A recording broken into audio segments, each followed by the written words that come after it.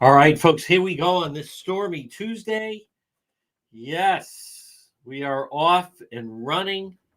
We're going to begin in just a moment. Everybody said, there's Cheryl. Hi there, Debbie. Yes, there's Janet Dwyer. We're going to wait. I think Pete is going to tell us that all is good. We're also going to talk about the Brian Walsh trial a little bit. Don't mean to... we have not. I decided not to cover it just because there's so much other news going on, and when you make a commitment like that, it just takes up. Hi there, Brian. Brianna. Excuse me. It just takes up. It's a big commitment. It's a big commitment. In order to do that, we're going to begin in just a moment. Notice, folks, we're still. I want to mention that.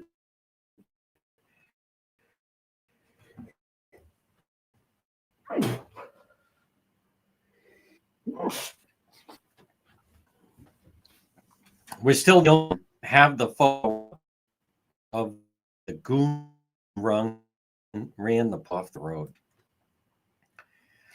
And I think it's terrible. I do. Yep, there he is.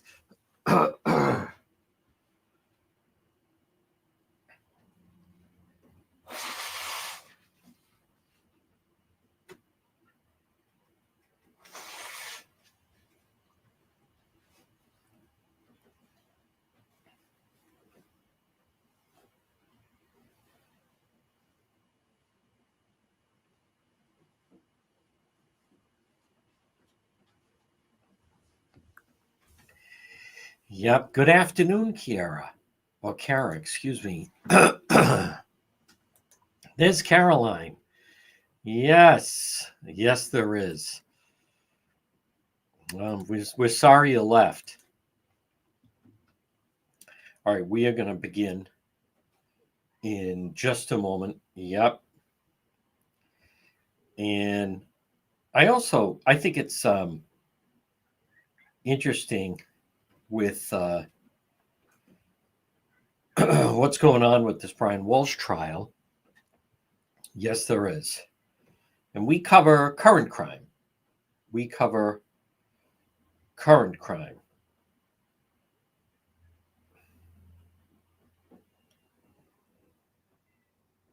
me just check. We are 1 minute out. 1 minute out. Hi there, Phyllis. Folks, going to be a stormy afternoon. Yes, indeed.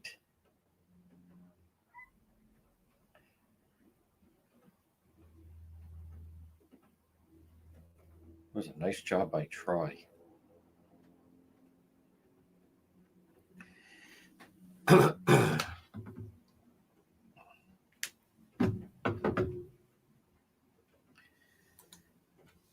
Yes. Stay warm is right. There's Jane Rice. Always like hearing from Jane. Yep. All right, folks, we are going to begin, excuse me, at 106. No, don't touch that. My goodness. We have a visitor who's trying to interrupt the broadcast. So Kate DePietro was overseas. I'd pick him up, but he can be, I don't know. But anyhow, Kate's cat is here, little Chip, and has decided that this would be a good place. She is a great supporter, that this would be a good place for young Chip to sit. But folks, again, it is a stormy Tuesday. Right now it's all rain outside. Obviously, I was out a little earlier on this Tuesday, December 2nd. Parts of northern part of Rhode Island, certainly into Mass, could actually get the S word. But I believe, unless something changes, it's mostly just going to be rain here in Rhode Island. So, folks, this portion of the program, though, remember, PR Landscape Materials and Garden Center. What a fantastic display they have I was there over the weekend, and they have really outdone themselves. Fraser Fir Trees have, I mean, they have done you would need to make your home or business as people rating. And yes, it is December 2nd. Stop in and see them at PR Landscape Materials and Garden Center. Susan says it's snowing in Maine. My goodness. Folks, they have, but stop in and see them. 3688 Quaker Lane in North Kingstown. Jane Rice would love it. Hanging baskets. They have roping, cut greens, mistletoe, Christmas swag, florist quality poinsettias. They have custom handmade wreaths, 10-inch, 6-inch, 60 in size, Christmas crafts. Gift certificates are available. They're open every day, every day. Their next day off is going to be Christmas Day. It's PR Landscape Materials and Garden Center. Stop in and see them. You know, they do such a good job. And folks, family-run business right off of Route 4, 3688 Quaker Lane in North Kingstown. Stop in and see my friends, Steve and Debbie and Junior and Lauren and Byron. And they are, you know, they grind it. They're a great small business. Stop in and see them at PR Landscape Materials and Garden Center. Well, just a week ago, excuse me, everyone. I apologize. We had a nice luncheon at the Cowesett Inn, and it was jammed. The Cowesett Inn that Saturday, big groups. I was so happy for them. I was like, wow, the advertising is working. 226 Cowesett Avenue, West Warwick. Now, they also have the Coffee at Cowesett, which is great and doing very, very well. Stop it and see them. But that Saturday at the Cowesett Inn, granted, we had a small group, but they had a group of 50 in one room. They had a group of 75 in another room. It was fantastic to see, and more people coming in. And remember, safe, free parking, 226 Cowesett Avenue, West Warwick. You know what else I'd like? I love going in and talking to the owner. Jim has become a friend of mine. And what a mainstay the Cowesett Inn was during the era of the Warwick Musical Theater. I mean, there were so many people that they'd go to the Cowesett Inn, have dinner, and then go to the tent or go afterwards and see all those great shows.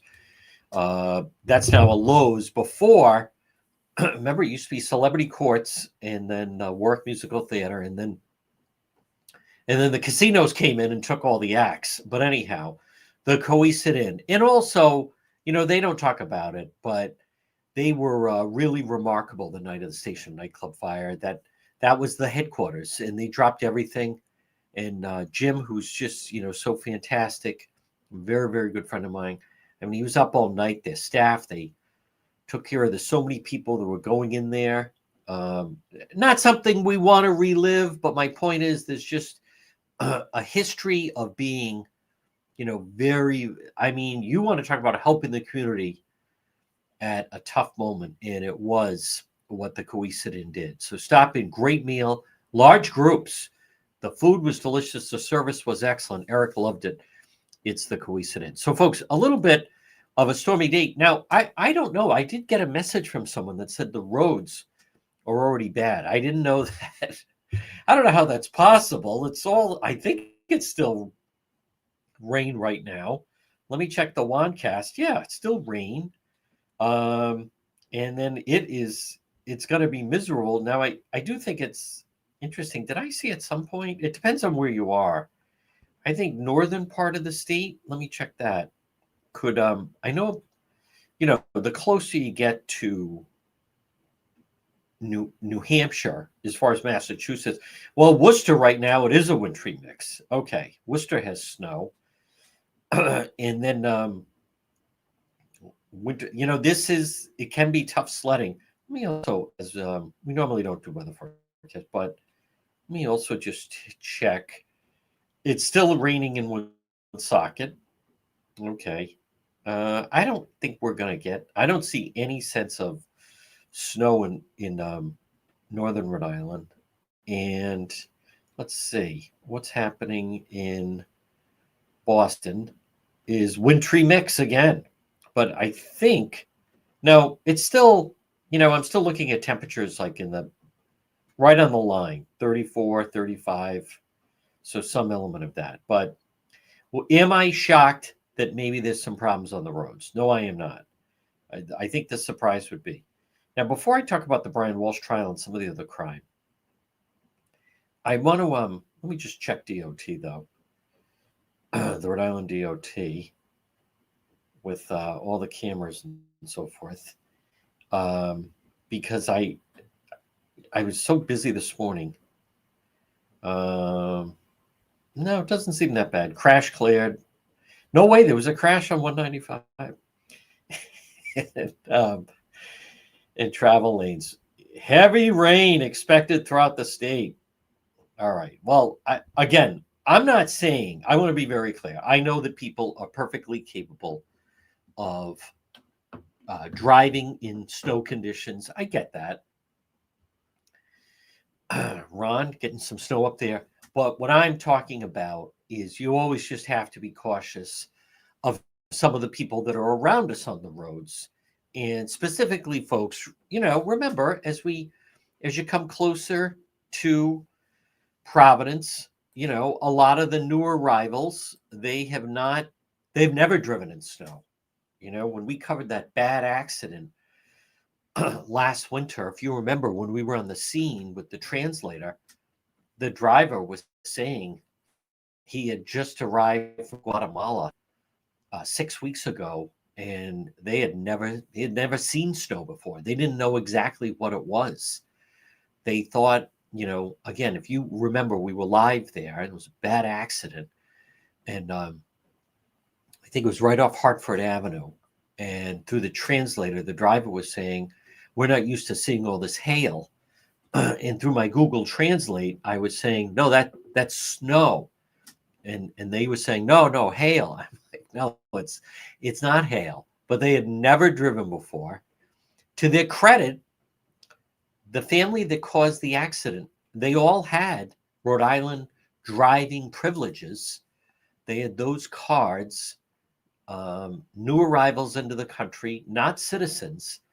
But Governor McKee, it is apparently automatic when they get to the registry. They automatically just give them driving privileges cards. So, and at the time, I had also talked about that. I thought, granted, okay, so the test to get your driving privilege, the McKee people, they'll send me emails saying, remember, it's not a license, it's a driving privilege. But I raised this point last winter after that bad accident involving the Guatemalan farmers. I thought, there should also be a test in they don't know how to drive in snow. Now, I know that that's not just confined to our area. That's right, new arrivals. And for instance, anytime you watch the news, if there's ever any type of snow in Georgia, the Carolinas, those, they have 10-car pileups on the highway.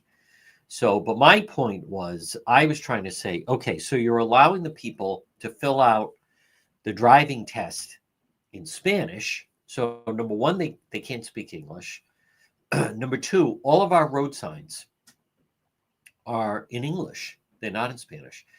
But my point to Governor McKee was, well, but part of the test should be that they know and learn how to drive in bad weather, in snow. Now, if you have people that say, I've never seen snow before, and as a matter of fact, they're not even calling it snow, they're calling it hail, then it shouldn't be a mystery that then there's all these accidents. So all I would advise people is I would just be very cautious out on the roads, plural, because you have these different individuals and they have a driving privilege, and they go out of the way to that they have from Governor McKee to drive. You have people from other states coming into the state to get, quote, driving privileges. It is amazing how they're also then automatically registered to vote when they are given a driving privilege card. But I just think it sets up a dangerous scenario where you have new arrivals into not only the state, the country, as Sabina Matos would call them, Lieutenant Governor. She calls them their Rhode Island citizens. even though there's no such thing, it's supposed to be you're a Rhode Island resident and a U.S. citizen, or you're a New Hampshire resident and a U.S. citizen, or a Maine resident and an American citizen. You're not. That was Matos that made that up. You're so hateful, she said to me. You're so hateful, full of hate. They're Rhode Island citizens. And I said, Lieutenant Governor, all due respect, at what point are you claiming that they become Rhode Island citizens? The moment they arrive in our state, they are a citizen of the state. I said, that is totally false. There's no such thing. Under Mayor Elorza, when they were running the direct flights from Guatemala to, to Green Airport, or whatever we're calling it now, Hillsgrove. No, the airport. Can we still call it Green, or do we just have to call it the Rhode Island International Airport? But anyhow, they would greet them and give the kids like a P. Bruins hat. I mean, I remember when they greet the flights direct from Guatemala and put a Paw Sox cap on them and say, look at that, you're now a Rhode Island citizen. And at the time, I would argue, well, no, there's someone from Guatemala who is visiting Rhode Island. That doesn't make them, I visited Poland. When I arrived there, I didn't then consider myself a citizen of Poland. As many of you know, I went to Ukraine. I didn't say I am now a citizen of Ukraine. No, I'm an American who happens to be in Poland or Ukraine or any country you go to. Matos, nope, they're now Rhode Island. They are not Rhode Island citizens. I completely disagree with that. Oh, okay, I see. Well, that's good to know. I didn't realize that. Some parts of Guatemala. Well, hopefully, thank you for that, Sandra. Yes, that is exactly right. Now, I want to remind you, let's see. Frank asked, who is the company I recommend if you have a fire? Apparently, they had some pipe burst or disaster. I would say call ServPro of Providence, Frank. That's what I would do. So maybe when you have a disaster, contact ServPro of Providence when disaster strikes. They're fast, they're thorough, they're professional. ServPro of Providence, 401-941-5500. When disaster strikes, you can depend on ServPro of Providence, whether it's a fire or maybe you have a flood in your basement or workplace. If you have a fire, number one, you're going to have fire damage. You're going to have smoke damage, but then you can have the water damage because they have to douse the fire, and then it's possible that you could have mold. ServPro of Providence, 401-941-5500. Now, I want to mention, if you watched last night, I'm not going to belabor this, but I was getting a lot of messages, and I'm talking about the Central Falls situation. And I don't know who these individuals are. This whole business. Stop. Don't talk about it. 19-year-old girl shot and killed on Saturday night. I don't, as I said last night, if you saw when we were live, I don't understand the mentality. Don't talk about it. No, let her rest in peace. It wasn't a self-harm. It's not a self-harm. It wasn't someone who took their own life and we're talking about it. It's a murder investigation. There were two people shot. 19-year-old male who is still very seriously wounded in the hospital, and then the 19-year-old girl lost her life.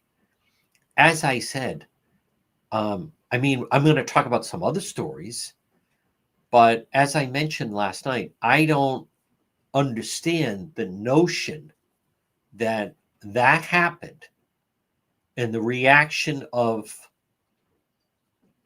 the, I don't always like to use the word community, but the reaction to other citizens, other people, is to look the other way. Don't talk about it. You just say, part of God's plan, rest in peace. And as these people are sending me filthy messages, let it go. Let it go. She's not, fly high angel. I want to mention, I don't agree with that. I don't see what's the nature of that, unless these people have some connection to the gunman. I can't come up with another reason why that no one should talk about it. I think it's horrifying. We cover news. This didn't happen in another state. It wasn't in a movie. This was real life.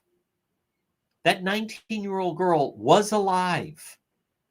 And I linked a story about her when she was graduating from Shea High School, and she was described as radiant and bubbling with enthusiasm and great spirit. And she was going to, as I mentioned, start at CCRI and then wanted to go to URI and become a nurse. And this whole bright future ahead. And then, boom, Saturday night, enter, I don't know what happened. I'm not going to speculate what happened. But as I mentioned, I don't relate to or understand the mentality of that. Let it go. That's it. It's over. Just, rest in peace. The people saying that don't even bring it up. It's the silence is not going to bring the individual back. I don't know how to describe the mentality. Hear no evil, see no evil. Like, it's, if you don't talk about it, it still happened. I'll tell you about what happened Saturday night in Central Falls when you have a 19-year-old lose her life. And I don't, I don't know her. I know the one member of the family has been watching some of the videos. The one of the family members seemed to be very outgoing, ambitious, but it's what I call it as, it's a hard truth what happened. It's and I don't, again, we don't know the nature of how this quote went down or what was going on, but we haven't heard it wasn't a robbery or anything like that. What's the nature of this? The police are not posting a lot about it. And for those of you, when we follow a lot of these cases, that leads me to believe that they have a good idea of who they're looking for. The police and the mayor of Central Falls released a statement saying it wasn't random. And I think some people don't understand that. When there's a difference between, like the Pawtucket situation, there's a difference between someone is walking along and someone comes up, a stranger. Most of the time, it could be like a robbery or something like that. And then in the mix of that, there's a loss of life. But like just total stranger.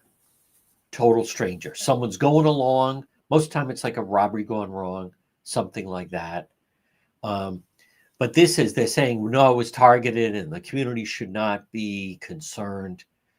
I still think I thought it was pretty feeble by the mayor to just say nothing about the suspect, no mention that anyone has information should come forward. to the police. I'm willing to bet that my politics don't line up with the mayor of Central Falls, Mayor Rivera, who I have met before. Maybe she feels that's not my role, that's for the police, but it certainly wouldn't hurt. It certainly wouldn't hurt. But just to finish it, that is a hard truth of what happened. Of someone had a firearm, and a 19-year-old lost her life, and then another 19-year-old male is apparently fighting for his life. But I want to just close it out by saying I still come back to whoever the part that I find surprising is that the mayor of Central Falls, Mayor Rivera, is not acknowledging that the person that is responsible for this is still out there. So I admit, we could just say we agree to disagree. I think you call attention to it. I think you make it very clear you want that person in custody. We haven't heard anything that person's in custody, that they have that person. So, in other times when we have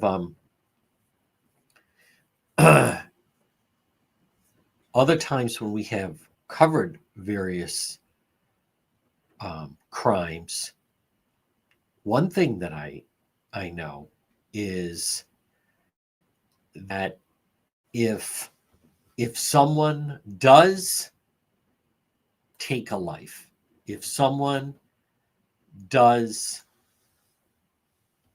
commit a homicide, they are more inclined to do it again. And that's what's frightening. And that was a good example is the situation, that we saw with like Mark Perkins. Once they've done it, that's why sometimes when they capture some of these people, they have, in fact, it's not the first time that they have committed that act. When we have interviewed various people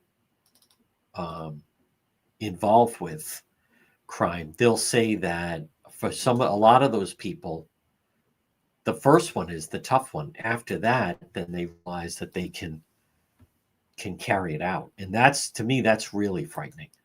Folks, I want to remind you, but I am going to talk about also the Brian Walsh trial, but I want to remind you about J. Perry Paving. Call them today, J. Perry Paving. The clock is ticking down. Free estimate, 401-732-1730. 401-732-1730. Letter J. Perry Paving. And get before the season is over, because once it hits, they can't pave your driveway when you get into January, February, and then the season starts back up again in March. Give them a call today. Free estimate makes a huge difference. If you can hear my voice, letter J. Perry Paving, 401-732-1730. So I want to touch on briefly the Brian Walsh case. I followed it from its inception. I made the decision because of the time commitment that I am obviously not sitting in the courtroom in Dedham, same courthouse. This is the guy who is on trial, and Anna Walsh disappeared. Husband was saying, "Oh, I don't know. She had an emergency, had to go to DC." The trial just started yesterday, but yesterday was the first time we've heard where they're now trying to say, through opening argument with his attorney, trying to say that everything was fine, and he went to use the bathroom, and right before they were going to say goodnight, he came back, and suddenly she was deceased in the bed. And it's so preposterous. I think they have a lot of strong evidence. I know they do. A lot of strong evidence in this case. This is the case, and I'm very anxious to talk to attorney Stephanie Murphy. We're going to talk to her on Thursday. But this guy was openly, he's one of those people. He was convicted of art fraud, forgery for art fraud, and was supposed to go to federal prison for it. Now, think of that. That type of crime, someone that would do that tells me that if you're going to try to, for a painting, very expensive painting, as a matter of fact, I think he had 3 fraudulent Andy Warhols.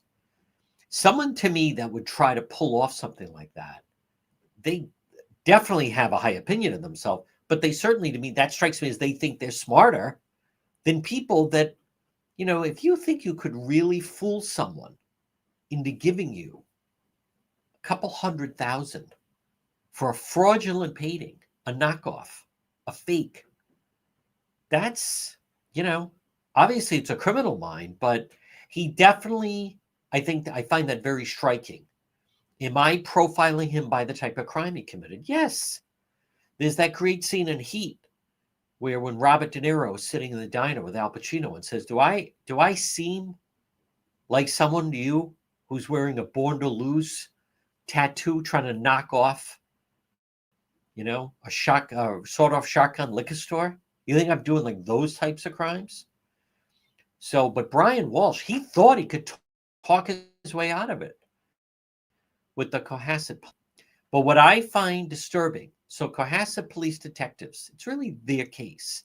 And then because they don't handle a lot of homicides, Cohasset's a beautiful community in Mass, right along the water. They get the assistance from the Massachusetts State Police. And there are some Rhode Island communities that get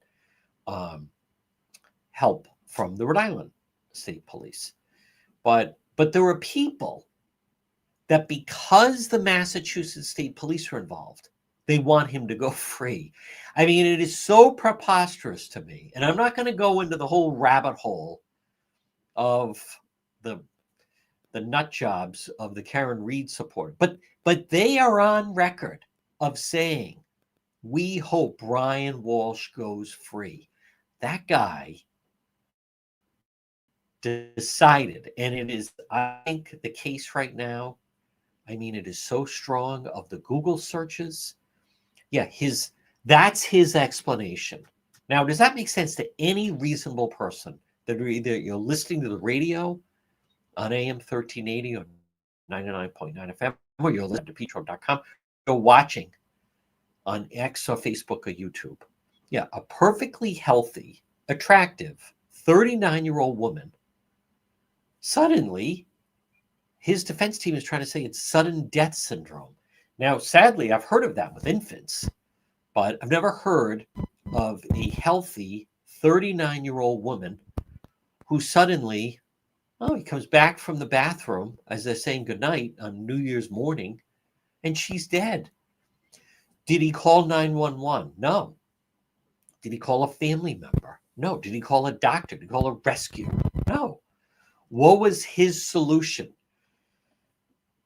He basically, and I hate it's so gruesome, but he then, how would you describe it? He then went to the hardware store or a Home Depot and got $500 worth of tools, and he dismembered her body in the basement of their home because then he was afraid that her that their 3 children, that then they would just be left alone.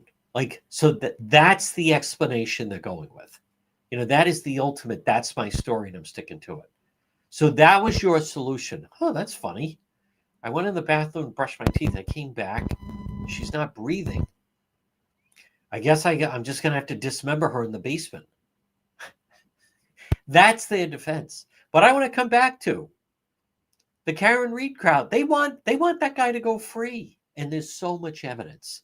Obviously, they have him paying cash. These interviews, he did lengthy interviews with the Cohasset police detectives. He got very uncomfortable when they wanted his phone. When someone goes missing, one of the first things they want to do is eliminate family members. When a child is missing, anyone that follows that, whether it's high profile like JonBenet Ramsey or some of these other cases, the first thing that one of the first things the police want to do is you want to eliminate family members as suspects. So that's why they do both parents, any family member that might have access to the missing child. And once they do that, okay, now we know, the little boy or girl is missing. We've interviewed the parents. We're convinced their stories seem legit. Now we can move outside the circle. So when they're talking to Brian Walsh and trying to get a handle on this, and he's just talking, rambling, I am telling you, that's good police work. They could immediately tell that this guy was not, there was something off, and there was something that he wasn't forthcoming about. And to listen to him, and he's just sitting there. And I think it's frightening, and he is, such a psycho that someone could, pull off something like that.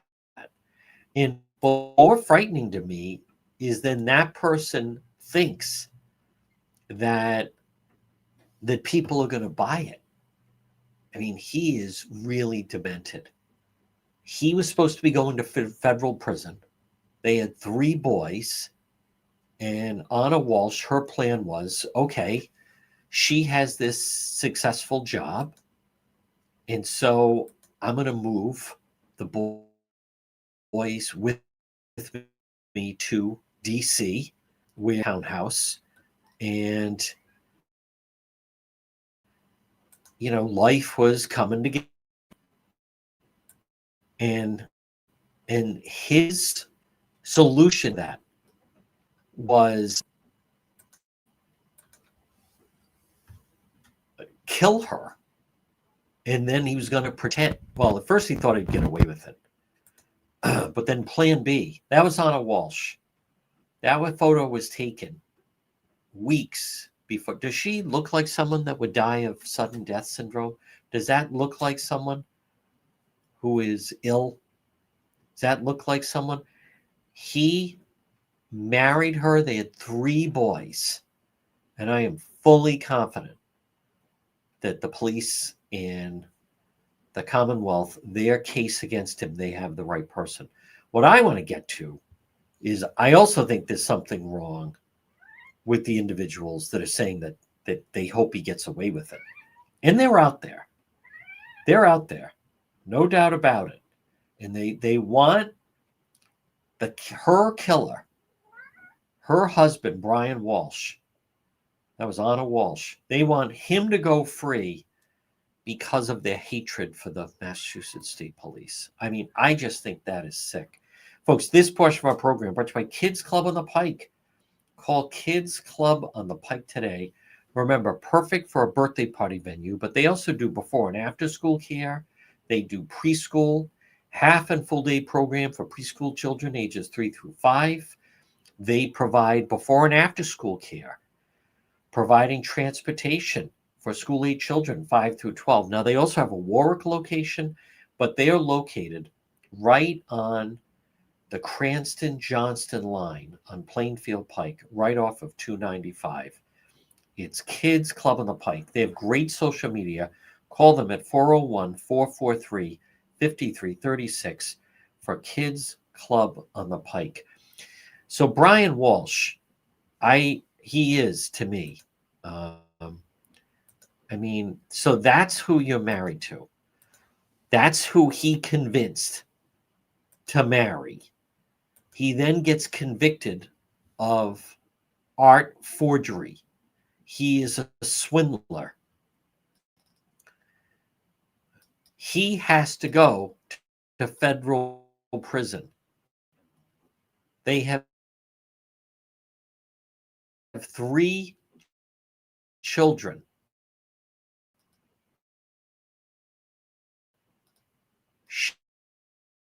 She is the 3 boys in DC.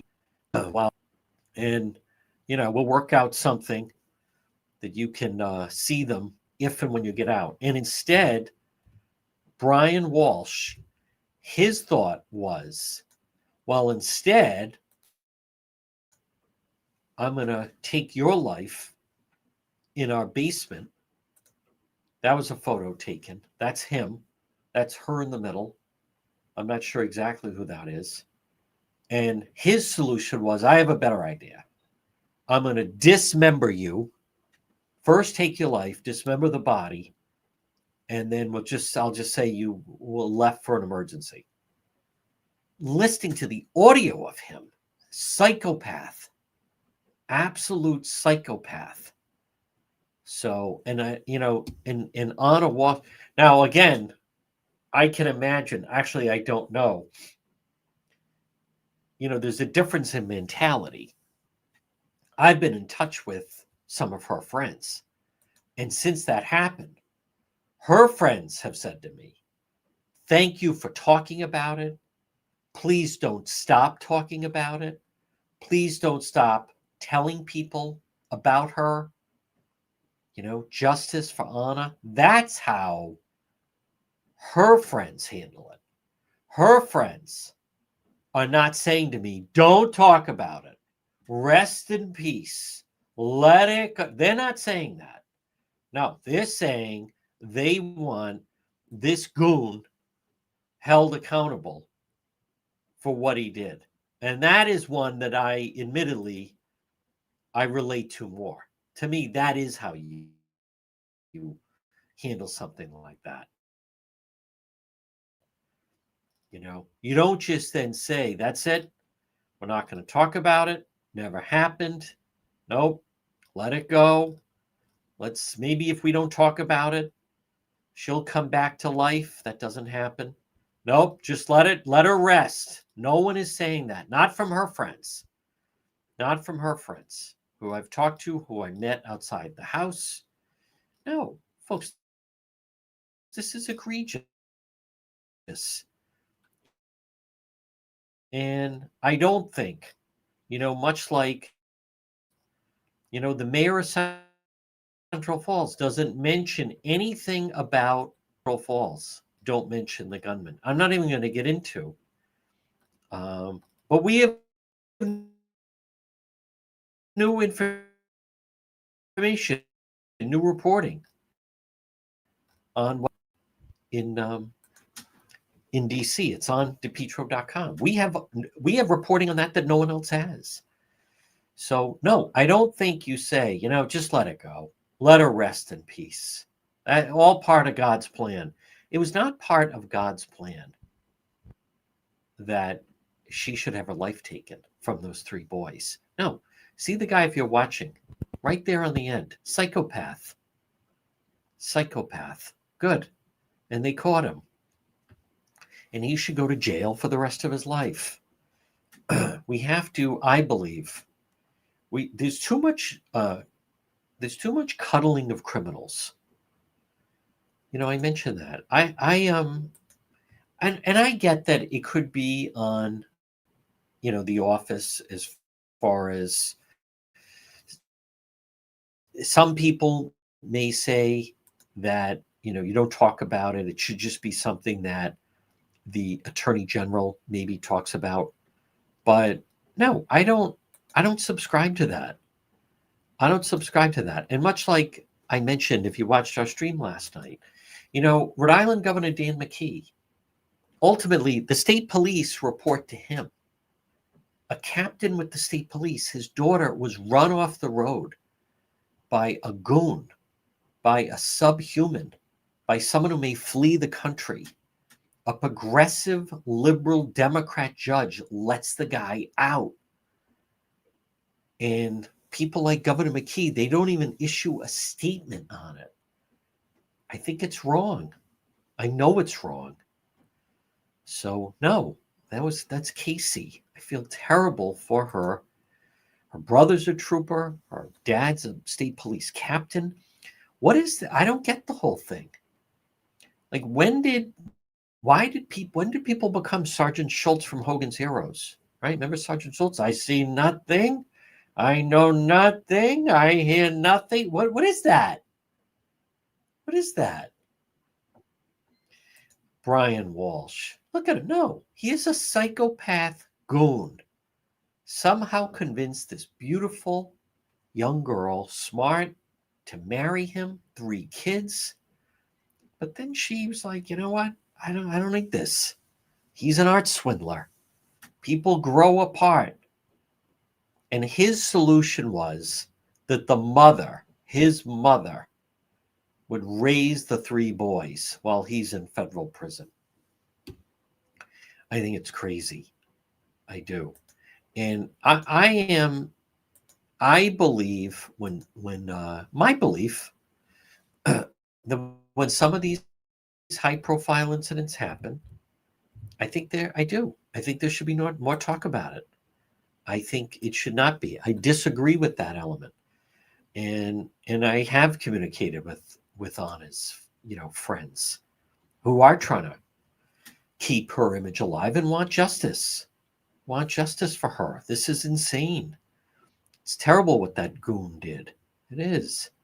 Folks, this portion of our program is brought to you by Watson Materials. Call Sean today.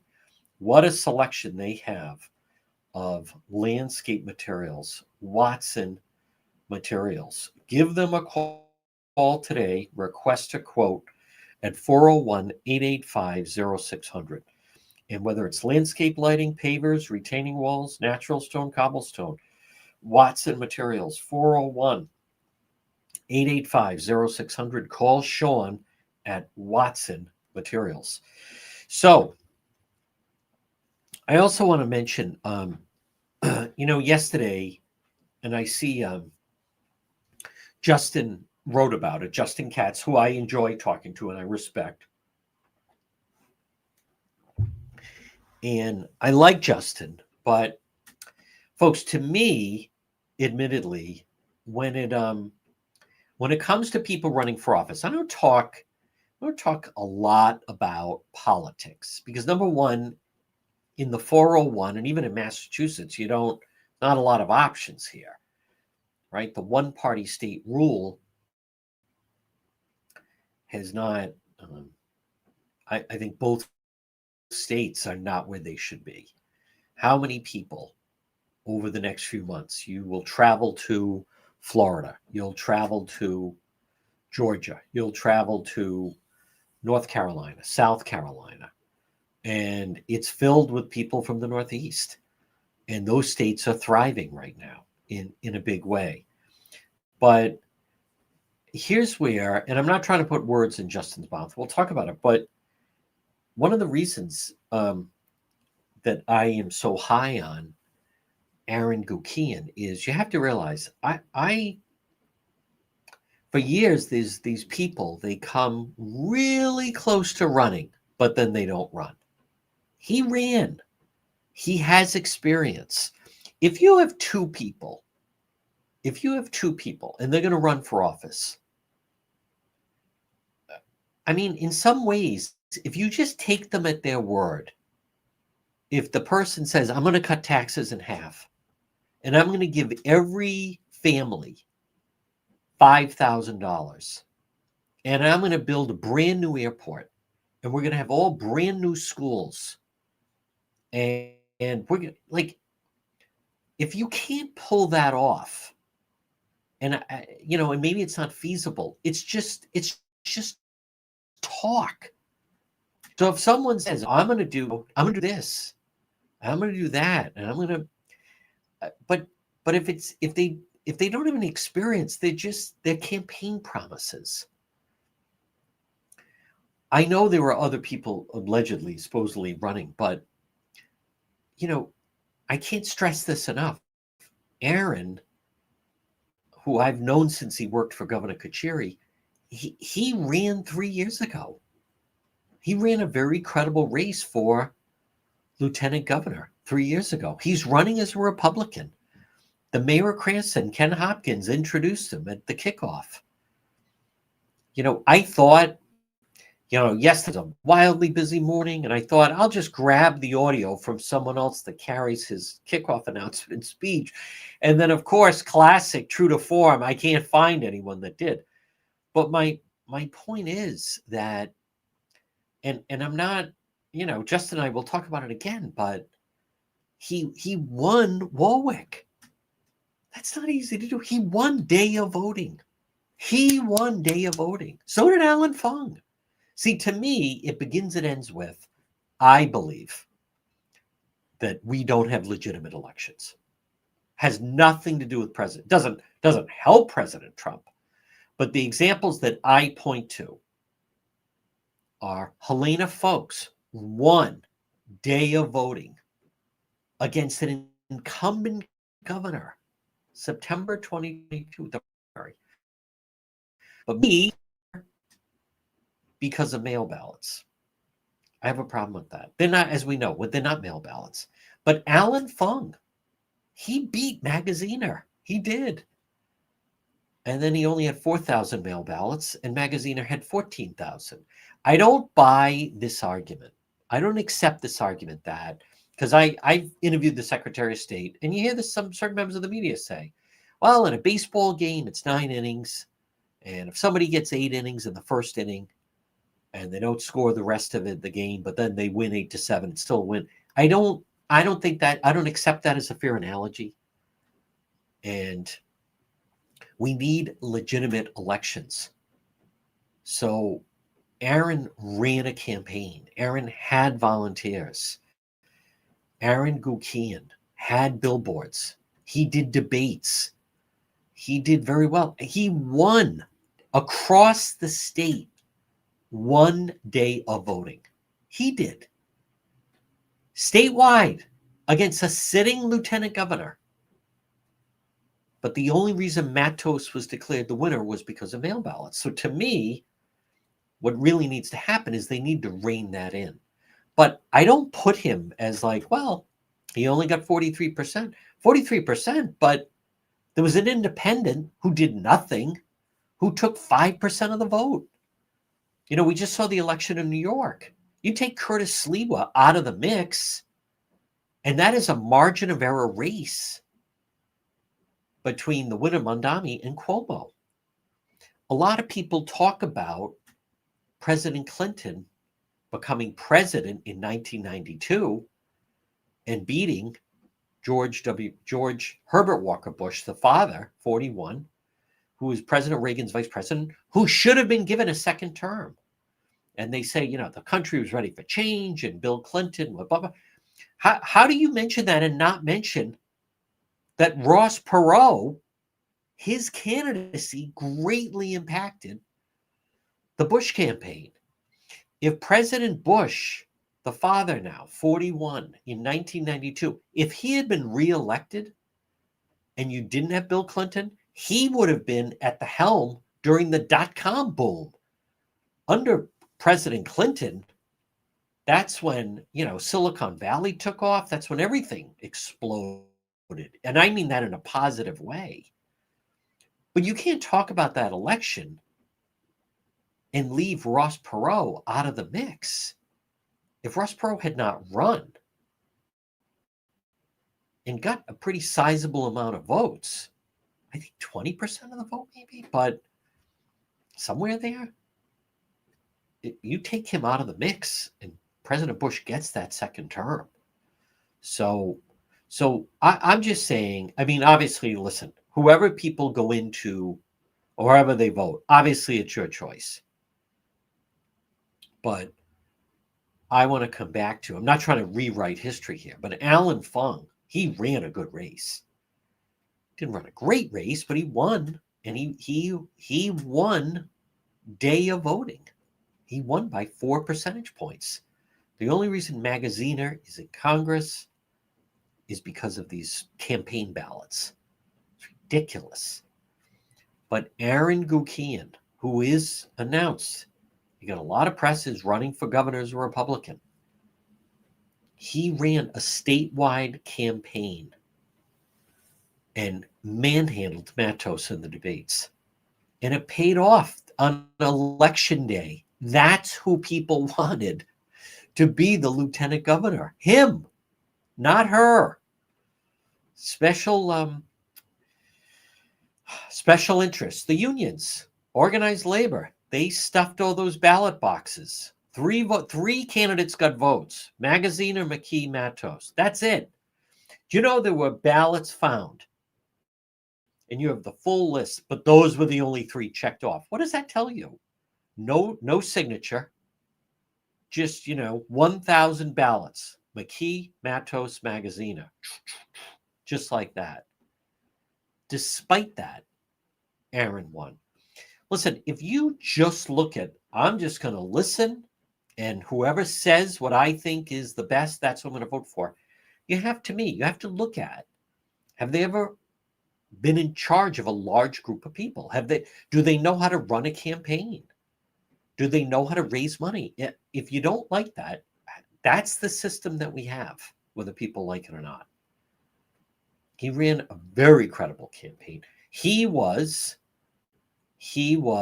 Aaron was, it should have been flipped.